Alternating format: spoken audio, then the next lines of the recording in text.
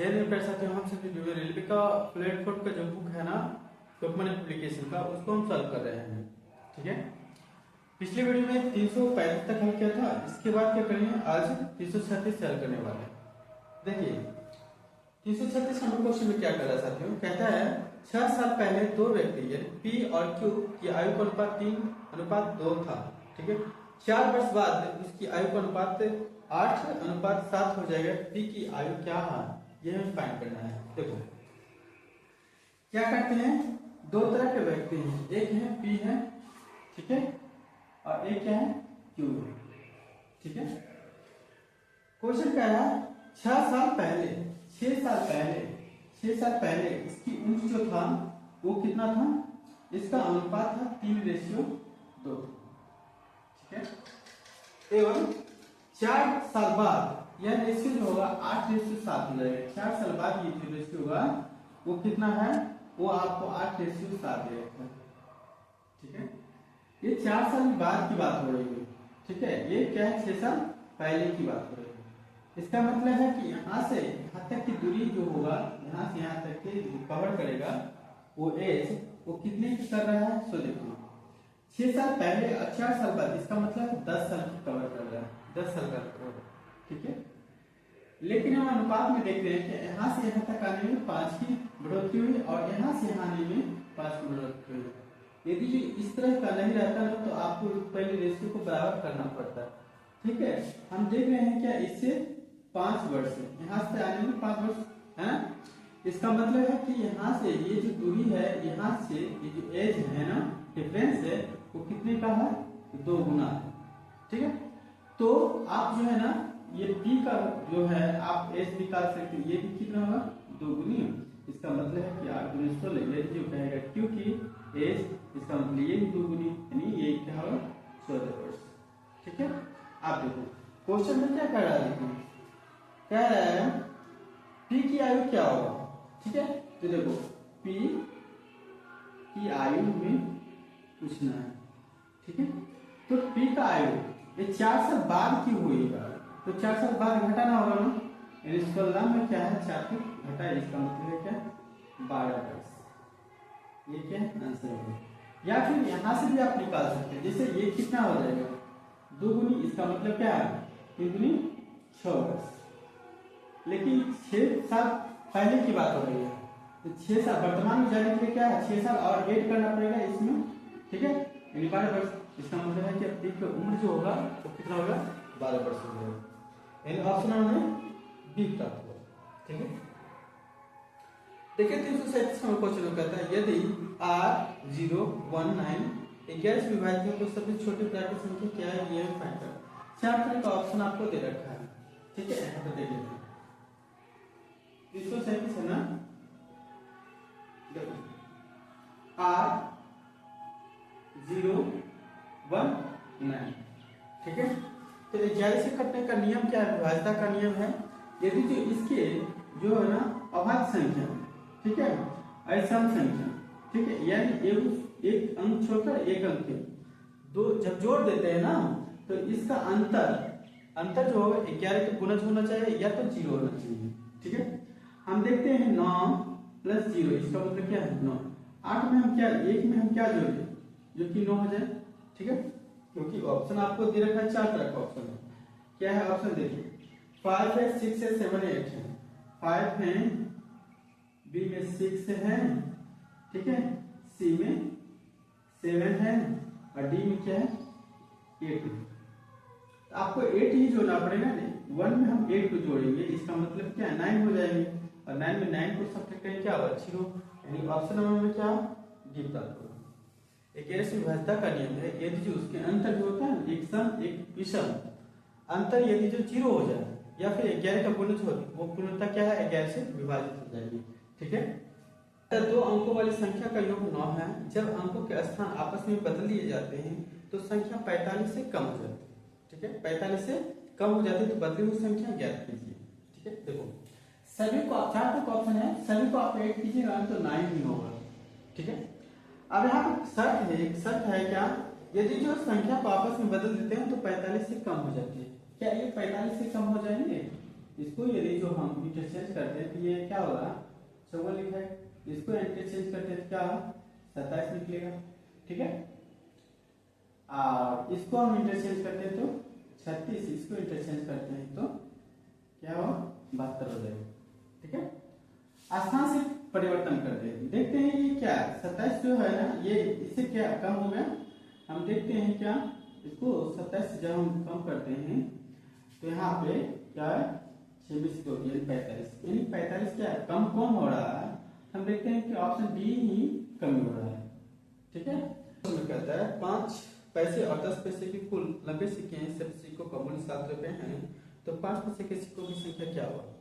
देखिए इसको जो है हम एलिगेशन मेथड से बनाते हैं, क्या है 339 नंबर क्वेश्चन है ना। 5 पैसे, दो तरह के सिक्के हैं, 5 पैसे का है, एक क्या है 10 पैसे के सिक्के, ठीक है। दो तरह का सिक्के, टोटल सिक्कों की संख्या कितना है तो 90 है। यदि जो हम मानते हैं 5 रुपए के 90 सिक्के, इसका मतलब कितना है, हम कहते हैं सवा, तो ये 450 पैसे हुए। 10 पैसे के 90 सिक्के, इसका मतलब 900 पैसे, ठीक है 900 पैसे, ठीक है। अब देखो टोटल जो अमाउंट है वो कितना है 7 रुपए, इसका मतलब क्या है 700 पैसा कर सकते हैं, ठीक है। अब देखिए इसको इससे घटा कर देखिए कितना होगा 200, और इसको इससे घटा कर देखिए कितना होगा 250 पैसे, ठीक है। इसको काटिए, 1 0 1 0 कैंसिल, हम कर सकते हैं कि 4 25 5 के 20 और 5 25 25। जब हम दोनों को ऐड करते हैं 4 + 5 9 होता है, लेकिन टोटल संख्या कितनी है सिक्कों की, टोटल संख्या जो होगा ना वो कितना है 90 है, ठीक है। ये टोटल संख्या है सिक्कों की, लेकिन हम यहाँ पर देख रहे हैं क्या ये 9 है, इसका मतलब क्या है ये इसी कितना गुना है 10 गुना है। तो हम कह सकते हैं 5 पैसे को सिक्कों की संख्या कितना होगी, ये भी इसी कितना गुना 10 गुना, इसका मतलब है 40 सिक्के, ठीक है। ये मेरे क्या आंसर होगा। 339 में बना 340 में लिखते हैं। देखो 340 में क्वेश्चन में कहता है क्यों, कहता है एक बंद लकड़ी का आयताकार 1 सेंटीमीटर मोटी लकड़ी से बना है जिसकी बाहरी आयाम इस प्रकार है, लंबाई 22 सेंटीमीटर, चौड़ाई 17 सेंटीमीटर और ऊंचाई क्या है 22 सेंटीमीटर। इसे सीमेंट से पूरी तरह भरा जाता है, तो बॉक्स में सीमेंट की मात्रा कितनी होगी। जब सीमेंट किसी चीज में भरी जाती है, इसका मतलब क्या एक आयताकार बॉक्स में भरी जाता है, ठीक है। और बॉक्स की जो चौड़ाई है ना वो 1 सेंटीमीटर का उसका चौड़ाई है, ठीक है। तो हम इसको पहले इसमें कितना सीमेंट कटेगा, ठीक है, ये फाइंड करना है। तो इसको हम आयतन निकालेंगे क्योंकि अंदर में ही हटेगा कोई भी चीज। हम 340 में से देख लेते हैं। देखो साथ में यहाँ पर कह रहा है आयताकार है, इसका मतलब है कि इस तरह से बना हुआ है, ठीक है। हम देखते हैं इस तरह से इस तरह से बना हुआ है बॉक्स, ठीक है, इस तरह से बना हुआ है। देखो इसकी जो चौड़ाई है ना यहाँ से लेकर यहाँ सभी चौड़ाई जो है ये कितना मीटर का है, ये कितना मीटर का है, इसका थिकनेस है तो 1 सेंटीमीटर का है। तो 1 सेंटीमीटर क्या है हम सब घटा देंगे, कारण क्या है देखो जब भी कोई चीज सामान रखेंगे तो हम इसके अंदर में रखेंगे, ना कि हम इसके ये जो है थिकनेस इसको हम लेंगे, ठीक है। हम थिकनेस को नहीं ले सकते हैं, ठीक है। इसमें देखिए कहता है 22 मीटर लंबाई है, 22 मीटर लंबाई है, 22 मीटर, इसका मतलब है कि 22 में हम 2 को घटाएंगे, ठीक है। ये ओरिजिनल लंबाई जो होगा हमें 20 मीटर देंगे या सेंटीमीटर, तो ये सेंटीमीटर होगा, ठीक है। और देखो चौड़ाई है 17 सेंटीमीटर, यानी ब्रॉड है 17 सेंटीमीटर, 2 सेंटीमीटर और घटाना पड़ेगा 15 सेंटीमीटर, ठीक है। और ऊंचाई एस क्या है 12 सेंटीमीटर, 2 सेंटीमीटर हमें घटाना पड़ेगा यानी 10 सेंटीमीटर, क्योंकि लंबाई में भी देखिए 2 सेंटीमीटर, ये जो लंबाई है यहाँ से और यहाँ से इन दोनों को घटाना पड़ेगा ना। ब्रॉड चौड़ाई हम देख रहे हैं क्या ये चौड़ाई है इसमें ये 2 सेंटीमीटर से 2 सेंटीमीटर से घटाना पड़ेगा एच। लंबाई ये जो ऊंचाई है इधर से भी 1 सेंटीमीटर, इधर से भी 1 सेंटीमीटर गया, इसका मतलब 10 सेंटीमीटर ओरिजिनल में बेटा। अब क्या है सीमेंट की मात्रा, तो हम लिखेंगे आयताकार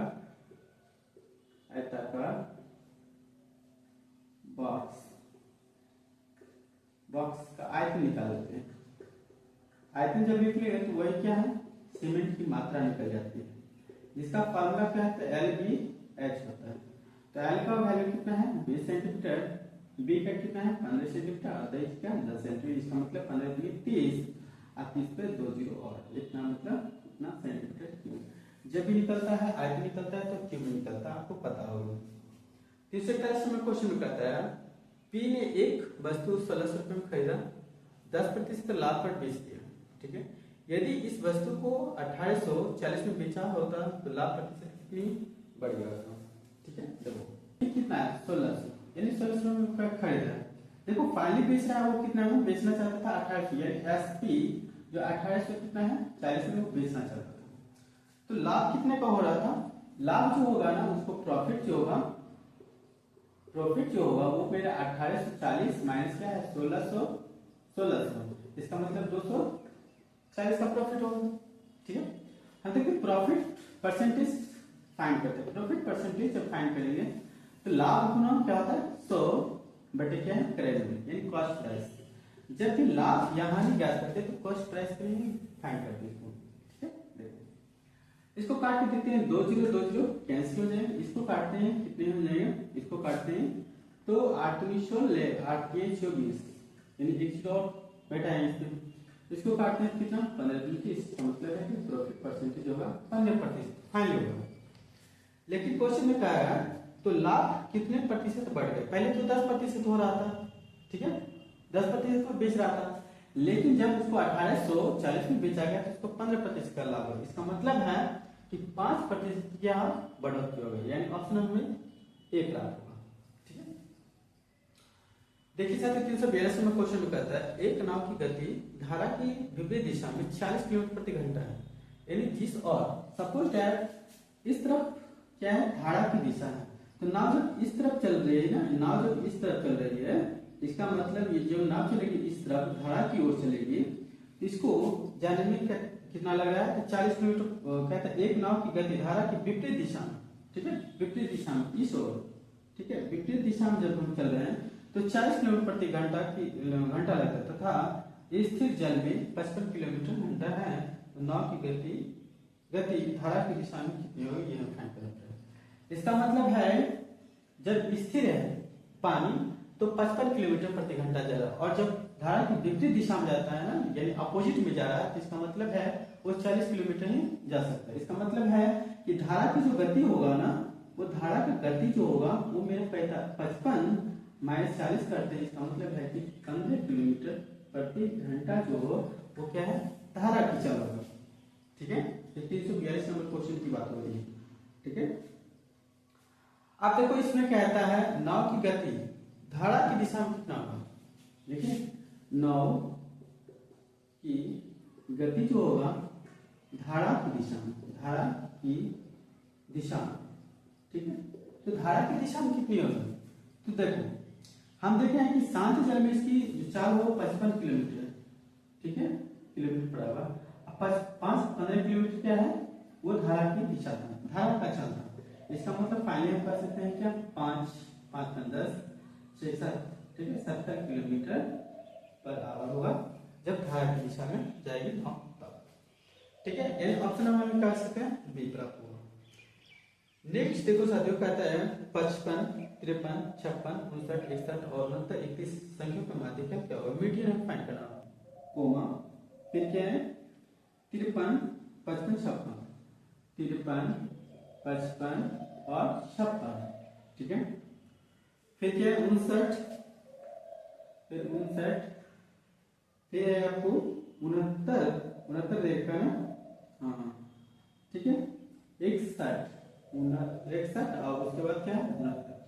टोटल सेवन है 1 2 3 4 5 6 7, तो 3 संख्या इधर से हटी, 3 संख्या इधर से हटी, बीच वाला क्या है मेरा माध्यिका मीडियन फाइंड हो गया, सिंपल सी है, यानी ऑप्शन में बी प्राप्त होगा। नेक्स्ट देखते हैं साथियों क्वेश्चन नंबर 344 में यदि ब्याज वार्षिक रूप से चक्रवृद्धि ब्याज ज्ञात किया जाए तो 2 वर्षों के लिए 48,000 रुपये 20% वार्षिक दर से चक्रवृद्धि ब्याज कितना होगा, ठीक है। देखो 2 वर्ष समय भी हमको दे रखा है, यानी 300 हम कह सकते हैं कि 344 नंबर क्वेश्चन में है। जब आपको दे रखा है 2 वर्षों की बात करें तो हमें टोटल हम सी आई ज्ञात करते हैं, तो सी आई ज्ञात करने के लिए क्या करता है, फॉर्मूला है आर स्क्वायर प्लस क्या है 2r प्लस क्या है आर स्क्वायर बटे क्या है 100। ठीक है, जब 2 साल की बात हुई तो 2 आर की वैल्यू कितना है 20 प्लस आर स्क्वायर मतलब 20 गुना क्या है 20 बटे क्या है 100, ये जीरो एक जो कैंसिल हो जाएंगे। ठीक है, 20 गुना 40 प्लस कितना है 4, इसका मतलब 44% होगा टोटल सी आई।